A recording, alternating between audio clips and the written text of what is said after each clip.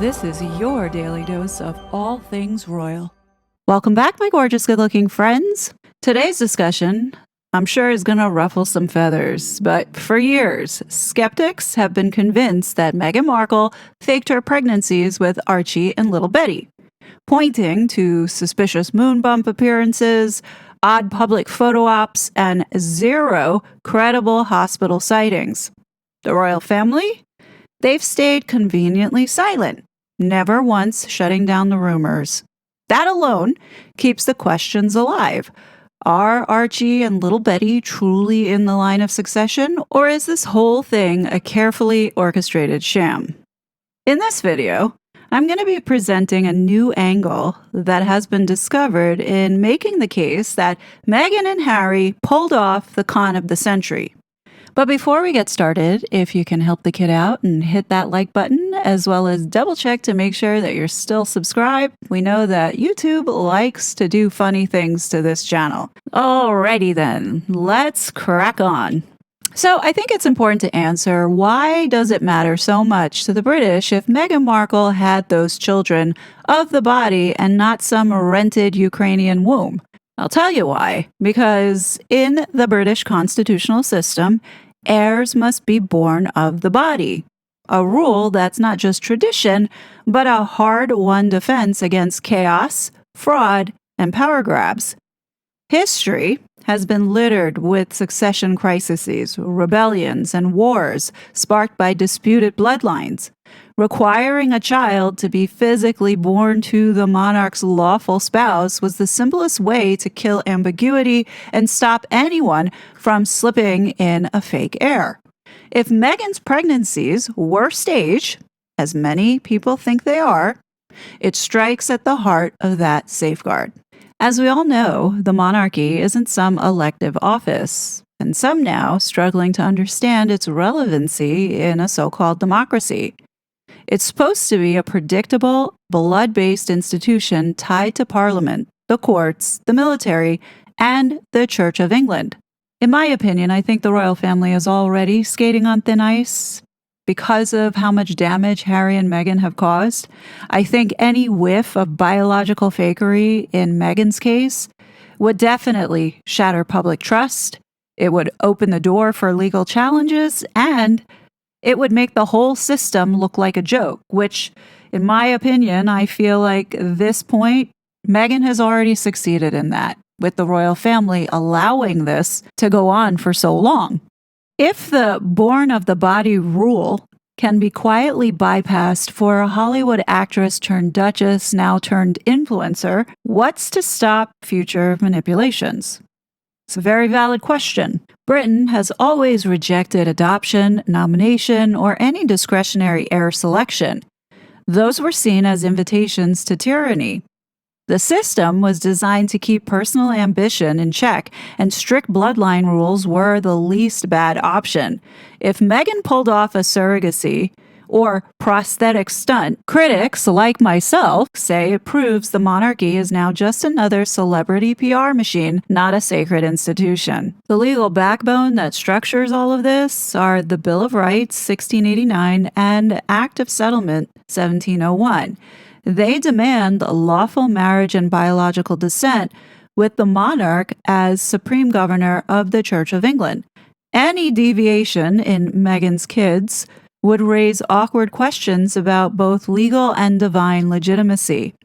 If the public thinks they were lied to about something this fundamental, the monarchy's spiritual and constitutional credibility takes a massive hit.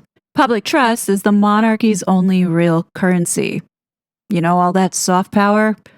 People tolerate it because the rules seem clear and fair. But if Meghan's pregnancies were faked and the palace let it slide, people are going to argue. It shows the rules are flexible when it suits the powerful. Trust evaporates fast when the public feels like they've been played. Even with modern tech like IVF or surrogacy, the crown has always moved slowly on those kinds of changes because history shows what happens when succession gets messy. If Meghan's case is the exception that proves the rule can be bent, Many Britons see it as a dangerous precedent that could unravel everything. Now, we know that the legal and constitutional fallout will be massive. You see, if Meghan's children were proven not to be born of the body through some type of leak or documents or undeniable evidence, consequences most definitely will follow. Archie and little Betty would be rendered useless to Meghan because not only would the titles be stripped, but they also would automatically be skipped, reverting to the next legitimate heir. No debate, no negotiation, nada.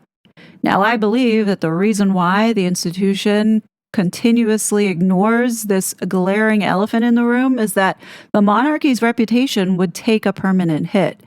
If the institution let a foundational lie like this slide, it's proof the whole thing is hollow. Goodbye, consent. Hello, Republican surge. In short, this wouldn't be a technicality. It would be a constitutional nuke, potentially forcing the biggest reckoning the monarchy faced in centuries. So, what would that mean for William and Catherine? If Charles leaves this for William to clean up, do we really think William will do it? Knowing the reputational harm this could cause?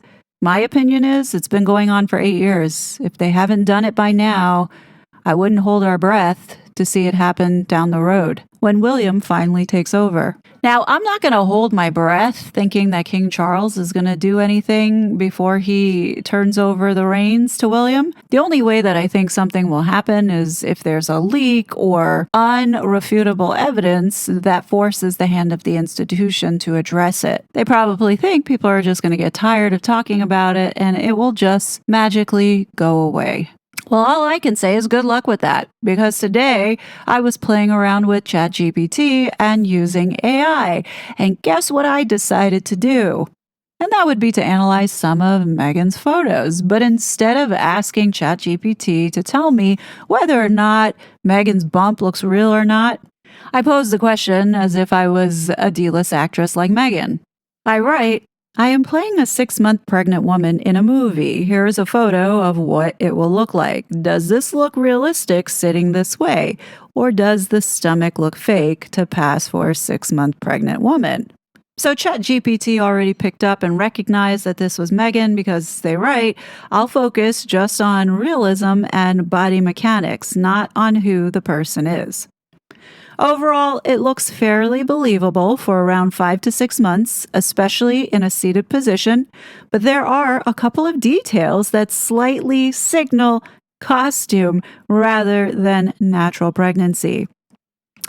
What looks realistic? Size and projection. The bump size is within a normal range for 6 months. Many women at that stage aren't dramatically large yet, especially if they have a longer torso. Sitting posture.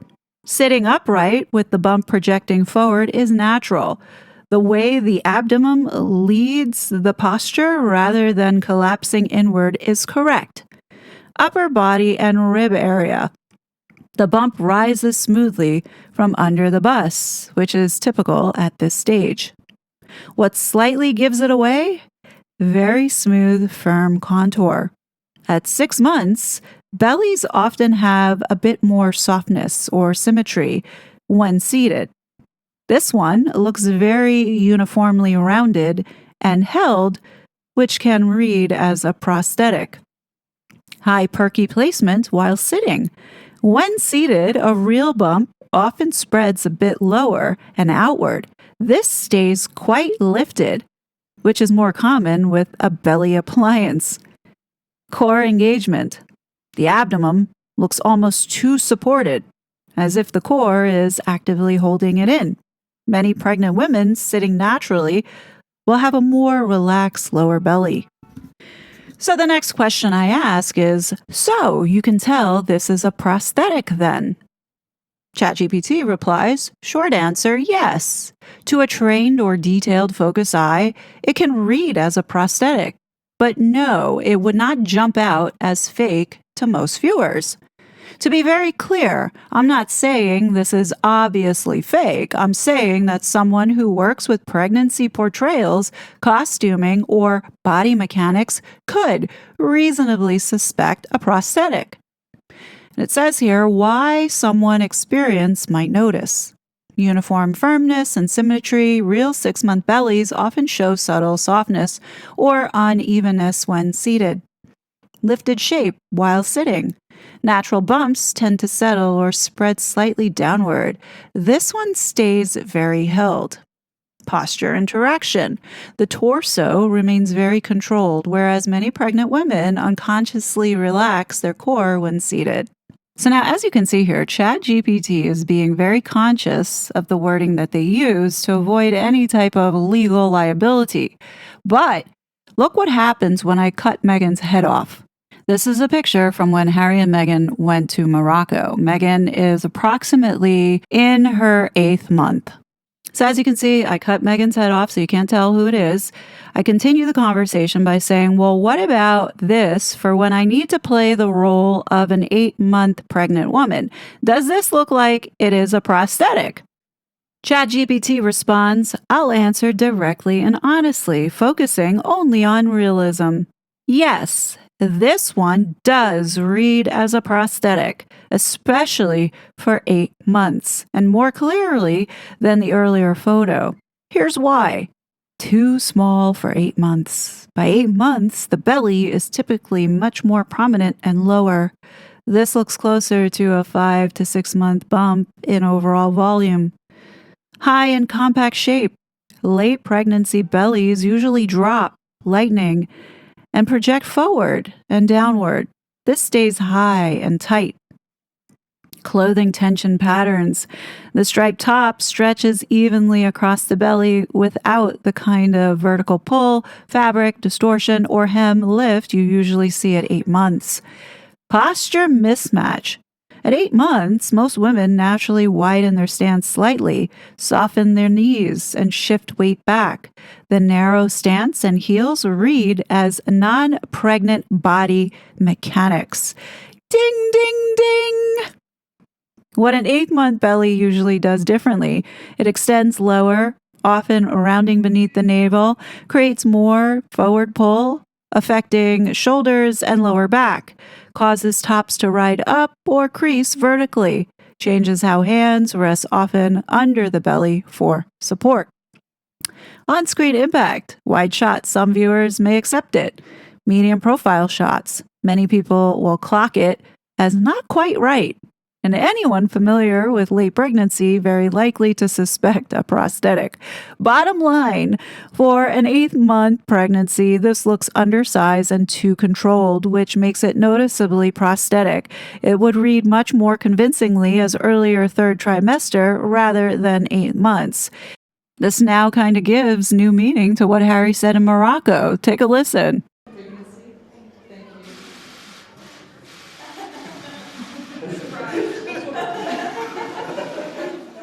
The joke is on all of us, man, and you can see that they're sitting there, and they know that they're being deceitful. Now, if the day ever comes and we finally get the truth about all of this, and it turns out that we were all right, will there be any criminal consequences? Well, in this case, no direct criminal offense exists for faking a pregnancy or slipping fake heirs into the line of succession, sadly. It's only constitutional, but it's not criminal. But if deception was involved, then that's when the law would apply. And we all know that Meghan's nickname, Duchess of Deception, was not given to her for nothing. Under the Fraud Act of 2006, if someone knowingly lied to gain titles, money, or status, causing loss to others like the taxpayer and the crown, charges in theory could be brought against her and possibly Harry. You see falsified documents, fake ultrasounds, birth certificates, medical records, anything that would trigger some type of forgery and investigation that would result in fraud charges? Absolutely.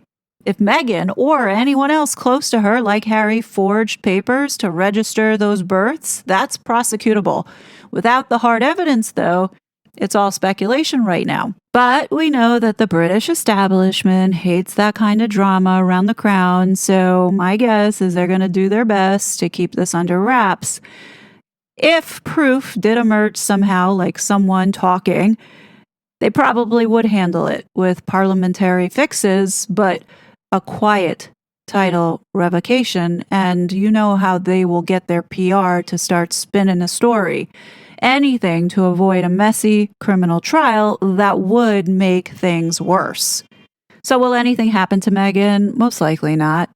Sure, there'll be egg on the face of the institution if there is the chance for this information to come out, but I don't see it happening. Now, I hope that I'm wrong. I hope that the institution surprises us and their hand is forced to where they have to figure out how to break the news to the world. But at this moment in time, I don't see really much going to happen with those two in the line of succession because I'm pretty sure they're thinking, well, they're so far down that there's no way that they will ever have the chance to take over. That's kind of where I think their heads are at. But why would you want to take that risk? Your first mistake was allowing this vulture into the family. Now you're going to leave the spawn of the devil in the line of succession. You don't know. With the way that the world is going and how radicalized Islam is becoming in the UK, William could probably say, you know what? I'm taking my family out of it. It's become too dangerous. I don't want my family being a part of this. Or George could say that. I don't want to do it. And before you know it, here you have these evil cretins saying, okay, we'll step up. We know Megan would gladly take that position. I would say just be safe rather than sorry. Let's not be reactive. They could be proactive and put this all to bed and, make sure that the crown is secure. But with this woman and her two spawn in there, it's concerning. I think many people would agree with me on this one. Anyhow, the evidence, though, is so overwhelming that this woman was very deceptive during these so-called alleged pregnancies. But what do you guys think? Definitely let me know your thoughts below. As always, I will be back with more content. But until then, please be safe, and I'll talk to you later. Bye! Such a fraud.